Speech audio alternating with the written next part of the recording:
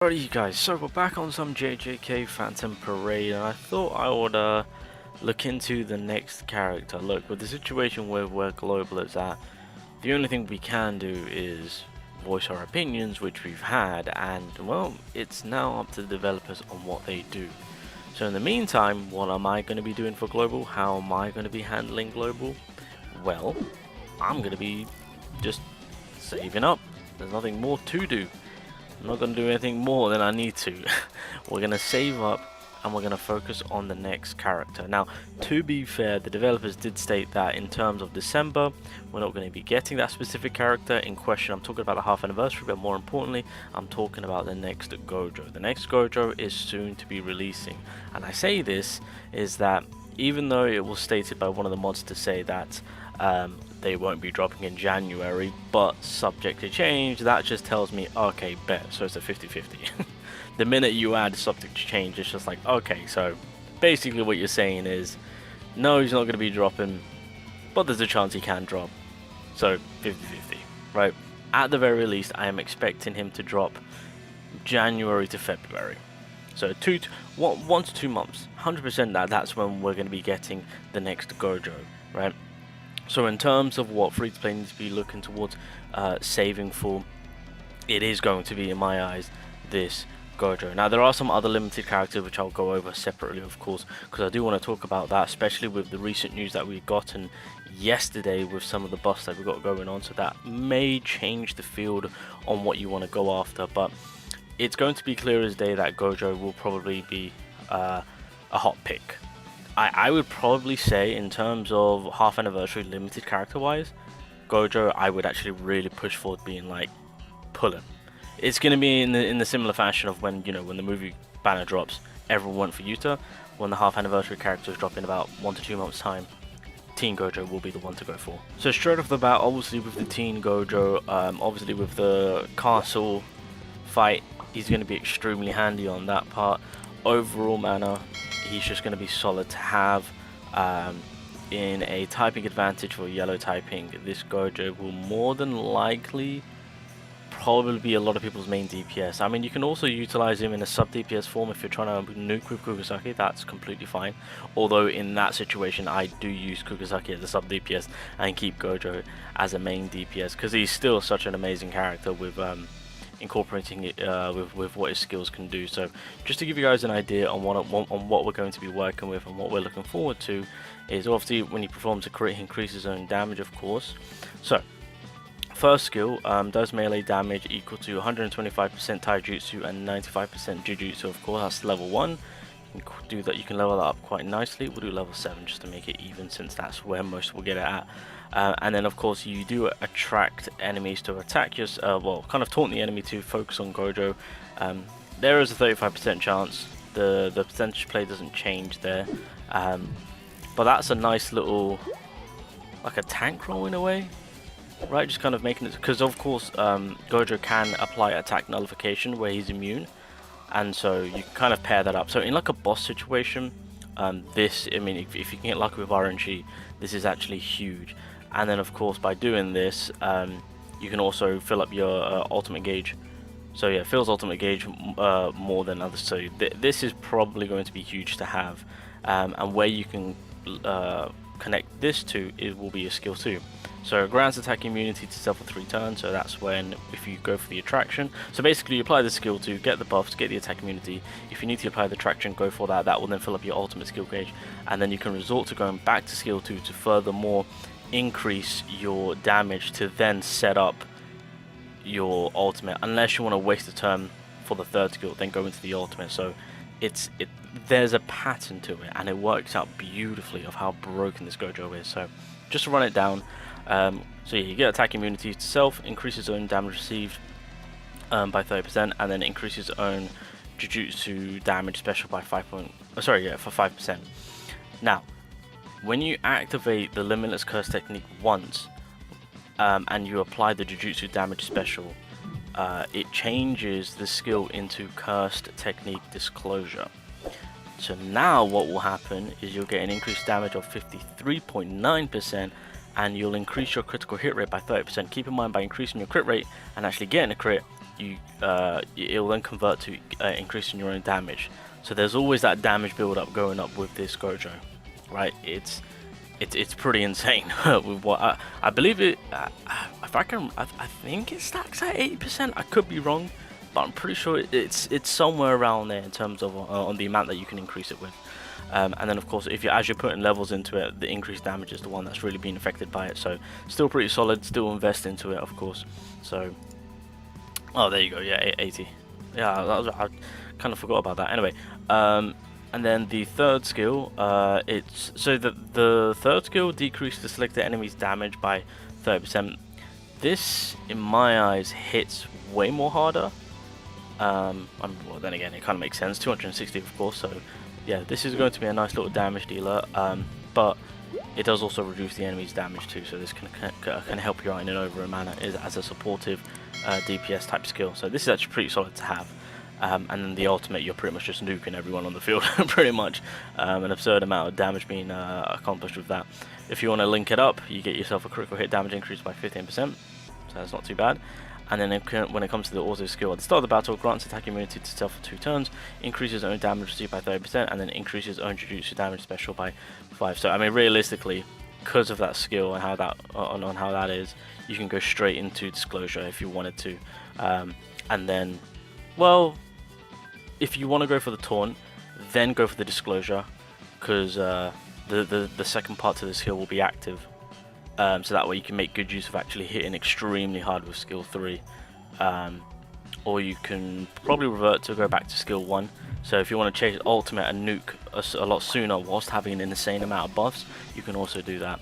So yeah, that's pretty much this yellow attacking teen Gojo in a nutshell on how he's working. So I'm just going to quickly hop into a fight right now, just to give you guys a bit of a look on what we're working with, of course.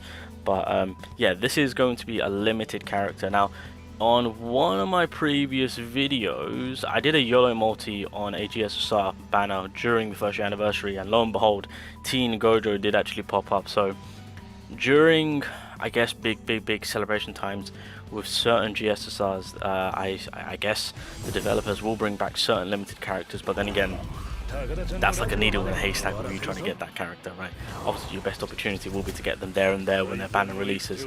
So, yeah, it is going to be where, you know, when it comes to this Teen Gojo, this is going to be the next character, in my personal opinion, that everyone needs to be kind of looking forward to, focusing on. So the team comp that I'm going with, as per usual, probably something like this is going to be mimicked over onto global, hence why I was trying to go and pick a specific character that's on global right now. But this is probably going to be universal. I mean, you can also resort to taking out Megami or even Inumaki to replace with what was it, SSR, no, SR, no, rare Yuki, of course, so that way you can get that Jujutsu damage up, of course. But I'm going to ult chase right now, and we are, so yeah, I'm going to go straight for the buff because we've got the passive applied, and so that will give us, there you go, that's that crit up and the let me just double check that we got the buffs that we needed because of the passive popping off. Wait, yeah, no, that is, yeah, there it is, yeah. Okay, so it's popped. So because we have, so the fact that they made it so that the Limitless is an auto skill passive, and you can automatically just go straight into the Disclosure skill, literally straight off the bat, you are juiced up. So make sure to put levels into that, and then from that point on, you can really just kind of pile it on. So we are going to ult chase, so we're going to use the first skill, get a little cheeky stun. This won't do as much damage if I resorted to, yeah, if I mean, look at that, we're practically there. So what I will do is we'll set up Megami, and then this should be an Oko. This should technically kill. Let's have a look. I could have done the first skill right there, that might have done more damage. So yeah, that pushback really does a lot of damage, and of course it reduces their damage output. So now we are in a fantastic situation where I'm not even gonna bother doing anything crazy here. Just double checking we've got everything applied. So obviously we've got the first Limitless buff, and we still have, yeah, and we still have our Disclosure buff. Okay, so Let's do this. We've still got all the buffs that we need, so I'm not going to resort to wasting anything here. And this is the power of the ultimate, and just kind of all the buffs that you can actually gain straight off the bat. Yeah. That's Gojo. This character is going to elevate and help out a lot of people's accounts. And so now, what we can do is keep in mind when it comes to this Gojo, there's no turn, there's no limit, there's no reset, there's no ultimate holding you back. Everything is usable. Once you've pretty much fired off the nuke, you can recharge and set off the next nuke ASAP. So this is going to be a huge valuable Gojo to get for global that's going to be releasing very soon. So in the same situation, I'm going to, and again, before anyone goes being like, oh, I need to focus on Cursed Energy, no you don't, because it's only one, it's only costing him one. This is literally one of the most deadliest goddamn Gojos in the goddamn game. So I'm grateful and thankful that the developers decided to go down that route to actually have give us access to a Gojo like this. It really just shows how much of a broken character he truly is, and it makes sense to why Gojo is like with the other Gojos and why there's a limit on him. Because seeing this Teen Gojo in action, it's scary, man. It's scary. So yeah, what we will do is we'll break you, and then we will go for the punch. This might Oko actually. No, this should Oko, because I just realized we've got Megami's buff. Hold on a minute. Wait for it. Well, boom. See you later. Then, oh, I don't want to kill you. Oh god, this might kill. Actually, I'll do this. There we go. I want to see if I can pop off another ult here. I don't know if this will kill. Megami, don't do it. Nah, it's fine. But you guys get the idea, right? I had the second ultimate at the ready, and we can just keep going, because obviously the ultimate pops off, we're back to square one. We can chase the ultimate extremely quickly. Obviously the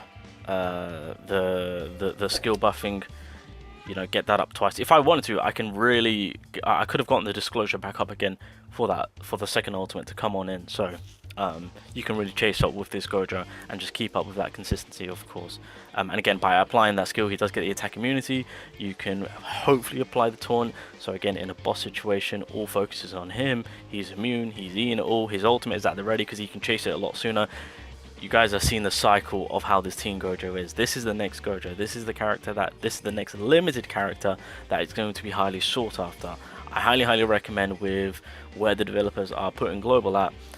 If they do keep to their word and actually don't go back on it and not release him in January, then we've got this month and January to kind of really try our best to, I don't know, salvage and scavenge whatever type of cubes that we can get, and just pray to God that we got some form of a chance of getting this man, right? But I just kind of wanted to put it out there that this is what everyone should be focusing on next. Yes, there are characters going to be coming and releasing, of course. The developers are going to do their absolute best to try and get you to summon, but the power of Teen Gojo is crazy. You would be stupid to waste your cubes on other characters right now with what's happened, with where the game is at. And again, it's unfortunate on how they haven't added pity yet, because I think that would have been greatly, like, so would add it would have played such a huge advantage on us.